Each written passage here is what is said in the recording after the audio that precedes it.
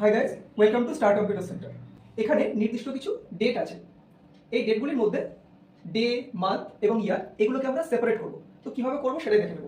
সবার আগে এই যে ডেটগুলি আছে, এই ডেটগুলোকে সিলেক্ট করলাম, কপি করলাম, এইখানে যাওয়ার পরে পেস্ট করব, প্রতিটাতে পেস্ট করে দেবো।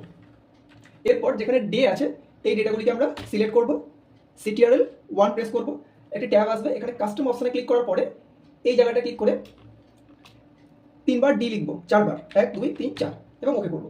তাহলে কোন ডে আছে সেটা বেরিয়ে এসেছে। এরপর যেখানে মান্থে আছে ওটা সিলেক্ট করবো, সিটিআরএল 1 কাস্টম, এই জায়গায় পুরোটাই মুছে দেবো, মুছে দিয়ে আমরা 4বার এম লিখবো, 1 2 3 4 এবং ওকে।